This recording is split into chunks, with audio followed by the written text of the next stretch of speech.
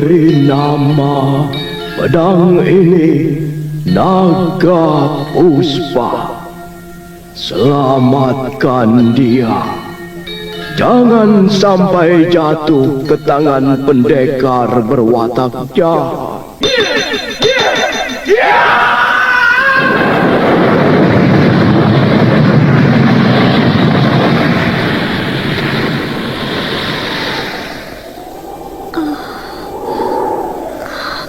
Kakang Kamandanu, kau masih juga tidak percaya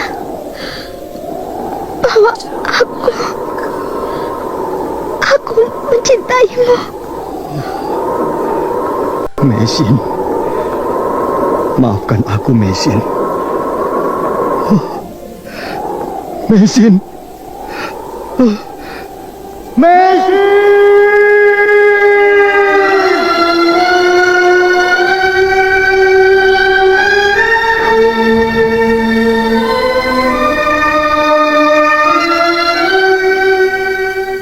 Tutur Tinula.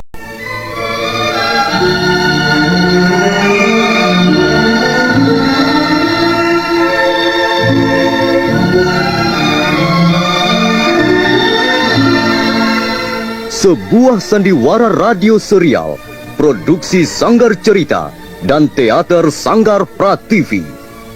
Sebuah kisah dengan latar belakang sejarah runtuhnya Singasari dan berdirinya Kerajaan Majapahit.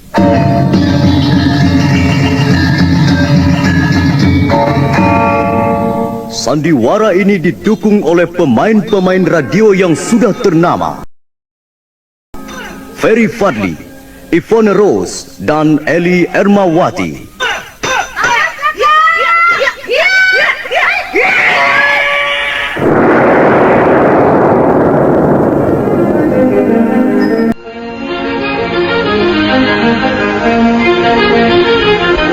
Naskah ditulis dan diolah oleh S. Tijab. Hiasan musik dan sutradara C. Ispriyonoka. Kali ini mengetengahkan episode ke-18 dengan judul Dendam Lama dari Kurawan.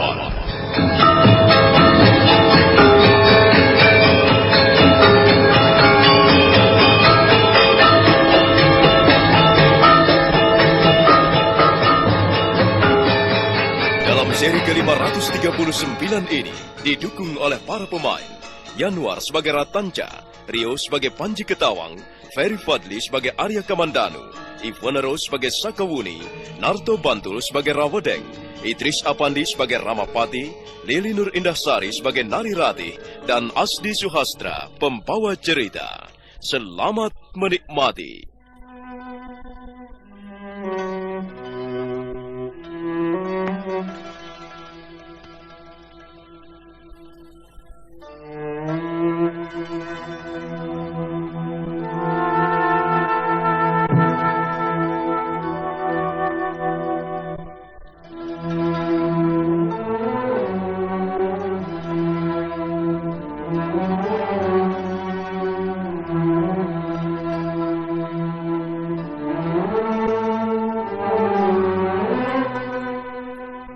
Walaupun dipenuhi dengan kebimbangan, walaupun penuh keraguan-raguan, antara sadar dan tidak, Panji Ketawang akhirnya menaburkan bubuk beracun ke dalam kendi. Kendi ialah sebuah guci yang terbuat dari tanah liat. Kendi itu diletakkan di sudut ruangan tengah. Biasanya setiap pagi sebelum makan sesuatu, Arya Kamandanu selalu minum air kendi. Setelah menaburkan bubuk beracun, Panji Ketawang kembali ke ruangan biliknya. Hatinya menjadi tidak tenang, dan dia merasa berdosa sekali. Sementara itu suara-suara terus datang mengganggunya. Suara ibunya, suara Nari Ratih ibunya. Karena tidak tahan mendengar suara-suara itu, dan karena selalu merasa gelisah, pagi-pagi buta, Panji Ketawang pergi meninggalkan rumah kediaman pamannya.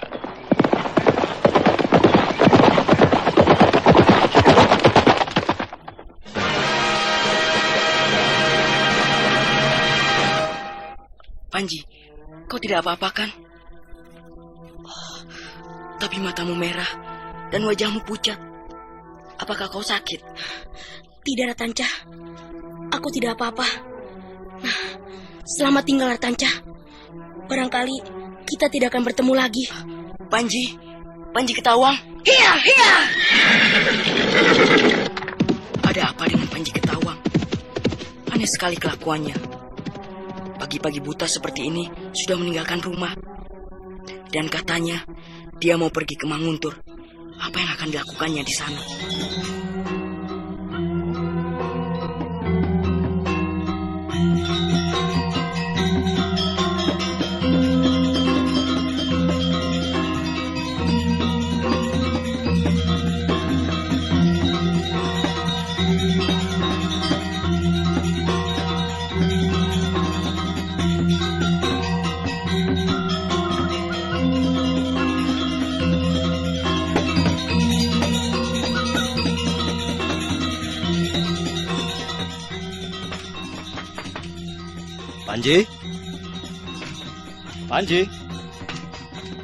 Panji, bukalah pintunya. Rupanya pintunya tidak dikunci. Loh, kemana anak itu? Kok tidak ada? Ada apa, Kakang? Panji tidak ada di kamarnya. Mungkin dia di belakang. Biarlah aku cari sebentar, Kakang.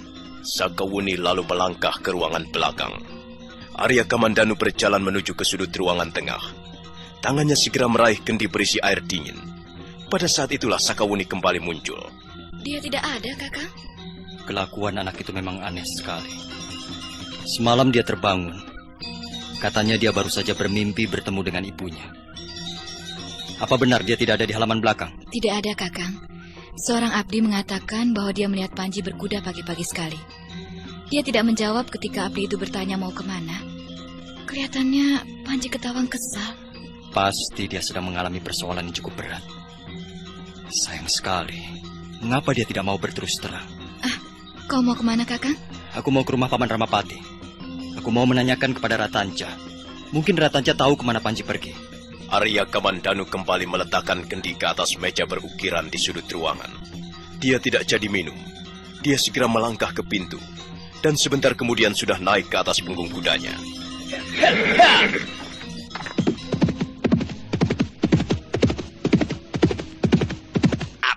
Kalau Tuhan ingin bertemu dengan Gusti Ramapati, datanglah lagi siang nanti. Sekarang Gusti Ramapati sedang tidak ingin diganggu. Baik, kalau kau tidak bersedia memanggil beliau, maka aku akan masuk. Tuan Kamandanu tidak berhak memasuki halaman rumah ini tanpa izin Gusti Ramapati. Untuk itulah aku ingin bertemu dengan beliau. Aku akan minta izin untuk memasuki halaman rumah ini. Minggir kau, Rabedeng. Tidak, kalau Tuan hendak nekat, maka saya terpaksa menghalang-halangi Tuan. Rabedeng, kau ini prajurit kemarin sore berani sombong di depanku. Kau mau minggir atau tidak? Tuan Kamandanu, sekalipun Tuan adalah seorang prajurit handal, prajurit yang sudah banyak pengalaman, tapi Tuan harus tahu bagaimana caranya mentaati peraturan. Tuan bermaksud mengunjungi rumah seseorang. Nah, Tuan tidak bisa masuk seenaknya saja. Tuan harus mendapat izin lebih dulu dari tuan rumah. Dan saya sudah mendapat pesan dari Gusti Ramapati bahwa beliau tidak ingin bertemu dengan siapapun juga. Apakah saya salah? Pada saat mereka sedang ribut-ribut, Sang Ramapati muncul dari pintu serambi depan. Pembesar kerajaan Majapahit yang sudah agak lanjut usia itu bergegas melangkah menuju pintu halaman rumahnya. Ada apa, Rawedeng? Oh, rupanya kau Kamandanu. Ada apa? Mengapa tiba-tiba kau mau berkunjung ke rumahku? Maaf, Paman. Saya mempunyai keperluan sedikit. Kalau begitu, ayo, silakan masuk. Kita bicara dan duduk di dalam sambil bercakap-cakap. Dan maaf kalau Rawedeng telah berbuat yang tidak-tidak kepadamu. Aku memang sudah berpesan agar tidak seorang pun diperbolehkan masuk ke halaman rumah tanpa lebih dulu memperoleh izin dariku. Kalau begitu aku minta maaf, Rawedeng. Aku minta maaf atas kekasaranku. Tidak apa, Tuan Kamandanu. Saya juga minta maaf karena telah berani berbuat lancang terhadap Tuan Kamandanu. Ayo, Kamandanu. kita masuk ke dalam? Maaf, Paman Ramapati. Saya kira tidak perlu. Saya hanya ingin bertanya sedikit saja. Soal apa? Begini, Paman. Panji Ketawang, keponakan saya telah kabur dari rumah. Saya tidak tahu kemana dia pergi. Dia berkuda sejak tadi pagi buta. Mungkin keponakanmu itu tidak kerasan tinggal bersamamu di Majapahit. Mungkin juga begitu, Paman. Karena itu maksud kedatangan saya kemari. Saya hanya ingin bertanya, apakah keponakan saya ada di sini ataukah tidak? Sayang sekali, Kamandanu. Saya sama sekali tidak tahu menahu soal keponakanmu itu. Saya tahu keponakan saya bersahabat karib dengan Ratanca. Saya ingin bertemu dengan Ratanca. Barangkali Ratanca tahu kemana perginya. Bolehkah saya bicara sebentar dengan Ratanca, Paman? Boleh saja. Rawadeng, coba panggilkan Ratanca sebentar. Baik, Gusti. Mengapa kita tidak masuk saja ke dalam, Kamandanu? Kita bisa bercakap-cakap sambil minum-minum sedikit. Maaf, Paman. Saya buru-buru sekali. Kalau memang Ratanca tidak tahu kemana perginya, saya harus segera mencarinya. Ya, memang susah sekali mengurus anak-anak muda. Mereka itu masih kurang bisa mengendalikan dirinya. Anak-anak muda sekarang cenderung untuk berbuat semau-maunya. Dan kita-kita ini kadangkala yang repot. Orang-orang tua yang akhirnya kena getahnya. Ampun, Gusti. Inilah Ratanca. Ratanca? Iya, Gusti. Apa kau tahu kemana perginya Panji Ketawang? Anu, Gusti. Tadi, pagi-pagi sekali, dia datang menemui saya. Apa yang telah dikatakannya padamu, Ratanca? Dia hanya berkata, mau pergi ke Manguntur, Gusti Kamandanu. Saya sudah berusaha menahannya. Tapi, entahlah, dia nekat pergi juga. Sepertinya, dia sedang mengalami suatu persoalan yang sangat berat. Dia kelihatan sangat gelisah. Apa benar dia berkata pergi ke Manguntur? Benar, Gusti Ramapati. Dia memang berkata begitu. Tapi, entahlah, kalau tiba-tiba dia pergi ke tempat lain, saya sendiri kurang tahu. Nah, Kamandanu, menurut Ratanca keponakanmu pergi ke Manguntur. Sekarang bagaimana? Baiklah, Paman. Terima kasih. Saya mohon diri. Terima kasih, Ratanca. Selesai berkata, Arya Kamandanu melompat ke atas punggung kudanya. Dan setelah sekali lagi mengangguk ke arah Sang Ramapati, dia segera memacu kudanya kembali ke rumahnya. Rupanya dia sedang mempunyai persoalan dengan keponakannya itu. Apakah kau tahu persoalan apa kira-kiranya, Ratanca? Ampun, Gusti. Hamba tidak tahu. Hamba hanya dapat melihat bahwa Panji Ketawang gelisah. Ya, sudahlah. Itu bukan urusan kita. Masa bodoh dengan Panji Ketawang. Ayo Ratanca. Kita mempunyai urusan sendiri yang jauh lebih penting. Kudanya semakin jauh meninggalkan perbatasan kota Raja Majapahit. Hatinya masih penuh kegelisahan, pikirannya kacau balau. Dan selama duduk di atas punggung kudanya, suara-suara itu masih terus datang mengganggunya. Panji Ketawang, apa yang telah kau lakukan itu? Sampai hatikah kau membunuh pamanmu sendiri, orang yang selama ini merawatmu dengan penuh kasih sayang? Panji Ketawang. Hiya. Panji Ketawang. Mau pergi kemana kau sekarang ini, Panji? Kau memang anak tidak berbudi. Kau anak tidak tahu diri. Kau telah sampai hati berniat membunuh orang yang sama sekali tidak berdosa kepadamu. Panji Ketawang. Hiya. Panji Ketawang. Kau tidak mungkin melarikan diri. Kau tidak mungkin bersembunyi dari dosa yang telah kau lakukan pada pamanmu. Panji Ketawang. Tidak.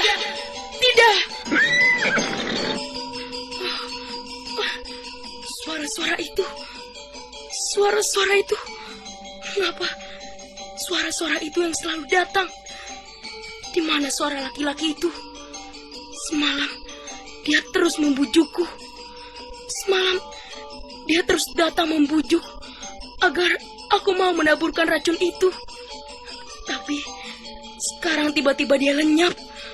Dan aku hanya mendengar suara-suara ibuku. Apa artinya ini? Apakah benar aku telah melakukan dosa besar terhadap Paman Kamandanu? Panji Ketawang, kau telah berdosa besar karena kau mengikuti suara laki-laki itu. Kau tidak tahu siapa dia, tapi kau telah berani mengikuti perintahnya. Sekarang semuanya sudah terlambat, Panji, dan kau tidak mungkin memperbaikinya lagi. Tidak! Ampun! Maafkan aku, Bu! Maafkan Panji, Bu! Tidak! Iya!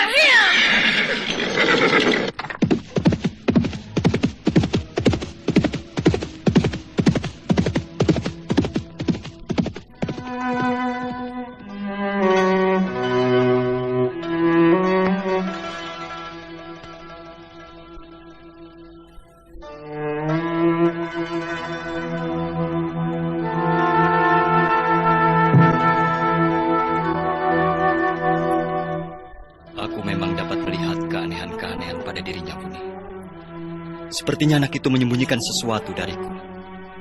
Aku melihat gejala-gejala yang kurang baik. Mungkin dia telah mengalami suatu persoalan yang berat yang tidak ingin diceritakan kepada siapapun juga. Termasuk kepada Ratanca, sahabatnya. Lalu sekarang bagaimana, Kakang? Kasihan bocah itu. Kita harus menolongnya. Iya. Mau tidak mau, aku harus pergi ke Manguntur. Tapi belum tentu dia pergi ke Manguntur, Kakang. Keadaan jiwa bocah itu sedang tidak tetap. Mungkin saja dia merubah niatnya di tengah jalan. Benar, Buni. Tapi mungkin saja dia memang bermaksud pergi ke Manguntur. Kita harus mencarinya ke sana. Mungkin ada hubungannya dengan mimpinya semalam. Dia bermimpi bertemu dengan ibunya. Jadi kau akan ke Manguntur? Kau siapkan perbekalan, Buni. Aku akan ke Manguntur malam ini juga. Aku akan ikut bersamamu, Kakang. Jangan, Buni. Kau tinggal di rumah saja. Aku dapat menyelesaikan persoalan ini sendiri. Tidak, Kakang. Kali ini aku harus ikut. Aku tahu watak anak itu. Aku yakin aku akan dapat membujuknya. Kau tidak perlu khawatir. Tapi bagaimana dengan keadaanmu? Kau sedang hamil muda. Aku takut kau akan mendapat bahaya di jalan. Bukankah aku akan ikut bersama suamiku? Mengapa aku harus khawatir? Kalau misalnya ada bahaya di jalan, tentu suamiku akan melindungi aku. Iya. Kalau begitu baiklah. Kita berangkat bersama-sama. Kita berkuda pelan-pelan saja. Ya.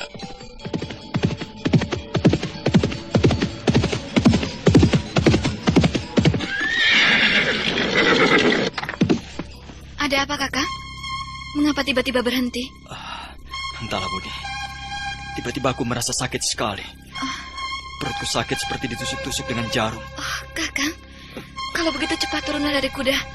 Turunlah, Kakang. Aku akan melihat keadaanmu. Arya Kamandanu segera melompat dari punggung kuda. Kemudian mereka duduk di tepi jalan. Sakawuni terkejut. Dia melihat suaminya meringis-ringis menahan kesakitan. Ada apa, Kakang? Mengapa kau tiba-tiba sakit seperti ini? Entahlah, Buni. Aku sendiri tidak tahu. Tapi rasanya aku seperti keracunan sesuatu. Keracunan? Iya. Perutku rasanya sakit sekali. Panas sekali. Mengapa bisa begini, Kakang? Apakah mungkin kau salah makan? Aku tidak tahu. Tapi aku ingat sore tadi aku minum seteguk air kendi. Air itu rasanya agak lain. Tidak seperti biasanya. Dan rasanya agak getir. Tapi karena merasa haus, aku tidak menghiraukannya. Kakang Kamandanu. Kakang Kamandanu.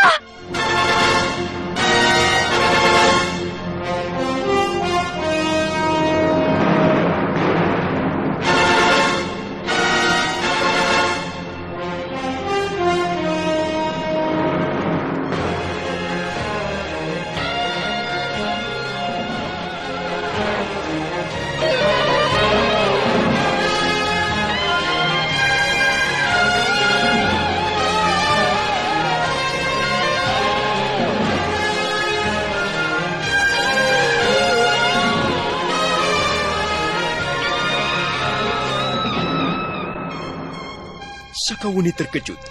Dia melihat wajah suaminya menjadi merah padam Dan selanjutnya dia melihat keringat dingin mengucur di sekujur tubuhnya.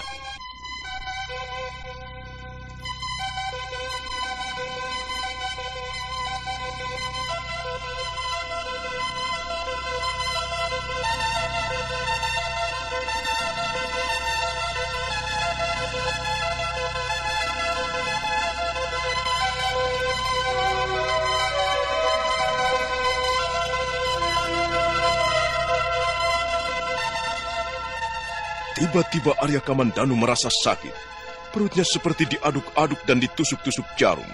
Sakawuni terpaksa mengajaknya berhenti. Turunlah, Kakang. Biar aku periksa sakitmu. Arya Kamandanu melompat dari punggung kudanya. Sakawuni mengajaknya duduk di tepi jalan. Suasana di sekitar tempat itu sangat lengang. Bulan timbul tenggelam di balik mega-mega tipis yang berlari-lari ke arah selatan.